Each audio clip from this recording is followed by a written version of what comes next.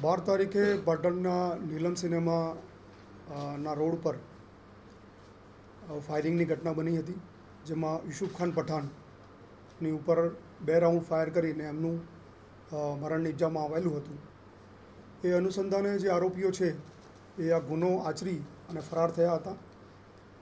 એ division police સ્ટેશનમાં આ ગુના કામે ફરિયાદ દાખલ કરવામાં આવી હતી અને ગુનાની ગંભીરતાને ધ્યાને રાખીને અને માન્ય આઈજીપી બનાસકાંઠા રેન્જ પરીક્ષિતા રાઠોડ સાહેબની માર્ગદર્શન અને સૂચના આધારે ગુનાને શોધી કાઢવા માટે 6 જેટલી ટીમો બનાવવામાં આવી હતી, જેમાં Sidhpur DYSP, LCB, SOG, A division, parole furlough, આ બધી ટીમોએ પ્રાથમિક રીતે આરોપીઓના જે શેલ્ટર હતા એમાં આરોપીઓને શોધવા માટે પ્રયત્નો કર્યા હતા. લોકલ જે કેમેરા હતા અને જે સીસીટીવી નેત્રમના કેમેરા હતા એનો ઉપયોગ કરી અને આરોપીઓ ક્યાંથી પસાર થયા હતા એ શોધવામાં આવ્યું હતું. અને જેટલા પણ લોકલ સોર્સ છે, હ્યુમન સોર્સ, અને બાકીની ટેકનિકલ જે આપણી પાસે અવેલેબલ સર્વિસીસ છે એનો ઉપયોગ કરી અને આરોપીઓ કઈ દિશામાં ભાગ્યા છે એ માટે શોધ કરવામાં આવી રહી હતી. અને એ દરમિયાન એ ડિવિઝન પીઆઈ અને એલસીબીને સંયુક્ત રીતે એવી બાતમી મળેલી કે આરોપીઓ એક સફેદ કલરની જાયલો ગાડીમાં વડુ 3 રસ્તાથી પસાર થનાર છે. અને બાતમી આધારે 6 ટીમોએ ત્યાં પહોંચી અને પોતાની અલગ અલગ પોઝિશન લઈ અને નાકાબંધી કરી હતી.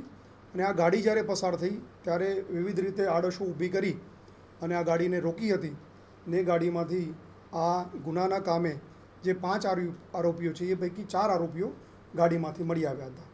જે 4 આરોપીઓ જે મળી આવ્યા છે તેમાં ઝાહિર અબ્બાસ ખાન બેલીમ ઉર્ફે ખોખરો, શાહિદ સાજિદ શેખ, ઇમરાન ખાન મોહમ્મદ ખાન બલોચ અને એઝાઝ રસૂલ ખાન સિપાઈ ઉર્ફે વેતિયો, આ 4 આરોપીઓ એ ગાડીમાંથી પોલીસને મળી આવ્યા હતા. આરોપીઓ મળી આવ્યા બાદ એમની પૂછપરછ કરવામાં આવી હતી.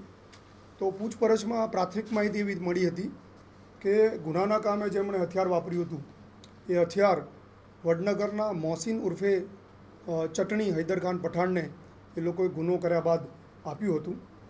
ગુનામાં જે જાયલો ગાડી વપરાઈ છે એ જાયલો ગાડી એ ઉપરાંત રિક્ષા અને 4 મોબાઈલો આ ગુનાના કામે કબજે કરવામાં આવ્યા છે. 2 આરોપીઓ આ ગુનાના કામે હાલ પકડવાના બાકી છે. એમાં મોહમ્મદ ખાન બલોચ અને જેને હથિયાર આપ્યું હતું, ગુનો કર્યા બાદ જેને હથિયાર સોંપવામાં આવ્યું હતું એ મોહસિનના બંનેની હાલ આરોપીઓ તરીકે નામ નીકળ્યા છે અને એમને અટક કરવાના બાકી છે. જાહિરનો ઇતિહાસ જોઈએ તો એની ઉપર અલગ અલગ 10 પ્રકારના ગુના દાખલ થયેલા છે, જેમાં રાજ્ય બહારની લૂંટ ધાડ છે અને 302, 307 એ સિવાય મારામારીના પણ ગુનાઓ દાખલ થયેલા છે. બીજો આરોપી જે છે ઇમરાન ખાન બલોચ, એની ઉપર પણ મારામારી અને જુગારના કુલ 7 ગુના દાખલ થયેલા છે. આ ગુના કામે આરોપીઓ પકડાયા છે. પ્રાથમિક પૂછપરછ ચાલુ છે. રિમાન્ડ લઈ અને વધુ પૂછપરછ કરવામાં આવશે. આ આરોપીઓ ક્યાં શેલ્ટર લીધું છે, હથિયાર ક્યાંથી લાવ્યા છે, ગુનામાં કોઈએ મદદ કરી છે કે કેમ, અને અન્ય રીતે પણ કોઈ મદદ પહોંચાડી હોય તો એ બધી તપાસ અત્યારે કરવામાં આવનાર છે. આરોપીઓ દ્વારા કોઈ પ્લાનિંગ કરવામાં આવ્યું હતું? પ્રાથમિક રીતે એવું જણાઈ આવે છે કે 3 દિવસ પહેલાં આ પરિવારો વચ્ચે જ્યારે ઝઘડો થયો ત્યારથી જ આ આરોપીઓએ આને મારી નાખવા માટેનું પ્લાનિંગ કર્યું હોય એવું પ્રાથમિક રીતે જણાઈ આવે છે.